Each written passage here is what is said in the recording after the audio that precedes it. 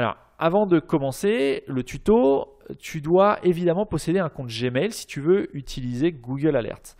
Si tu n'as pas de compte Gmail, tu peux t'en créer un, ça aussi c'est gratuit, donc crée-toi un compte Gmail et à partir de ce moment-là, tu pourras utiliser Google Alerts. Donc pour débuter sur Google Alerts, la première intervention à effectuer, c'est de te rendre sur la page du support Google et de suivre la feuille de route qui te permettra de créer ta première alerte. Donc ce qu'on va voir maintenant, c'est comment saisir la requête. Eh bien c'est super simple, tu vas cliquer sur créer une alerte et tu vas saisir le sujet qui t'intéresse sur lequel tu souhaites être informé.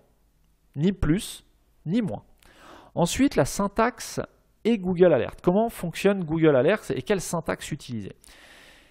Eh bien, optimiser ta veille concurrentielle avec Google Alerts, c'est bien, mais obtenir des résultats avancés, c'est beaucoup mieux. Le service applicatif Google Alerts possède quelques codes de saisie à connaître.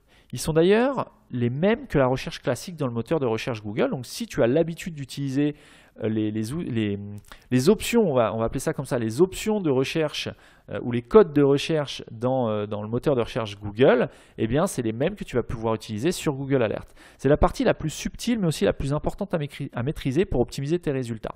On va prendre un exemple. Si tu lances une investigation, une enquête ou une veille, tu démarres une veille sur e-commerce formation. Donc tu vas saisir simplement le mot e-commerce, un espace, et le mot formation. Eh bien l'espace qui existe entre les deux mots-clés va être assimilé par Google comme un « et », donc « et ». Et si tu écris simplement e-commerce formation dans ta première alerte, Google va recenser comme réponse toutes les pages qui possèdent les deux termes, mais pas nécessairement à la suite l'un de l'autre. Si tu désires des résultats parfaitement fidèles à l'ordre de ta requête, donc e-commerce formation, tu vas devoir placer le signe plus devant chaque mot-clé. Donc plus e-commerce, plus formation. Et là, tu auras des résultats exacts, parfaitement fidèles à l'ordre des mots qui sont e-commerce et ensuite formation.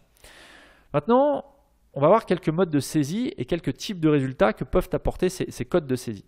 Si tu tapes site marketing301.net, plus loin Google, plus loin alerte, tu vas avoir uniquement des alertes provenant uniquement du site Marketing301 qui contiennent le mot Google Alert. Bon, en l'occurrence, c'est un exemple qui n'a pas de sens. Mais tout ça pour dire que le petit code de saisie site, S-I-T-E, 2 points, suivi du nom de domaine du site que tu souhaites suivre, puis suivi du mot-clé pour lequel tu souhaites être alerté, c'est quelque chose qui va permettre de restreindre tes alertes à un nom de domaine. Donc si tu as un concurrent particulier à cibler ou si tu souhaites savoir si un concurrent parle de toi, eh bien tu vas écrire site, 2 points, le nom de domaine de ton concurrent et ensuite ton nom de marque à toi, ou ton nom et ton prénom, enfin bref, ou un mot-clé que tu souhaites suivre sur ce site de la concurrence exclusivement. Ensuite, si tu saisis entre guillemets, je ne sais pas, entreprise Picard, pour parler des Picard les surgelés, Google Alert va t'envoyer les alertes avec des contenus qui contiennent l'expression précise entreprise Picard. Par exemple, si tu désires te renseigner sur l'entreprise Picard, eh bien tout ce qui va contenir le mot entreprise Picard va ressortir dans tes alertes et il faut bien mettre l'expression pour laquelle tu souhaites être alerté entre guillemets. Ensuite, si tu mets une expression entre guillemets et ensuite tu rajoutes un mot avec un plus devant, tu vas recevoir des informations avec des contenus qui incluent donc l'expression exacte que tu auras mis entre guillemets et toutes les déclinaisons de ce qui va suivre après le plus. Exemple, si tu souhaites faire une recherche sur e-commerce entre guillemets et ensuite plus WordPress, tu vas recevoir des informations qui incluent e-commerce et toutes les déclinaisons sur WordPress. Une remarque, tu peux aussi indiquer à Google Alert d'exclure des mots-clés de la requête. Si tu insères le signe moins devant un mot-clé, eh bien, tu vas exclure une certaine expression d'une alerte. Par exemple, si tu fais une première alerte sur conseil e-commerce moins dropshipping, tu vas recevoir des alertes qui excluent le mot dropshipping et tu vas recevoir uniquement des publications qui comprennent conseil e-commerce. Voilà pour les modes de saisie et les types de résultats que tu peux obtenir sur Google Alert.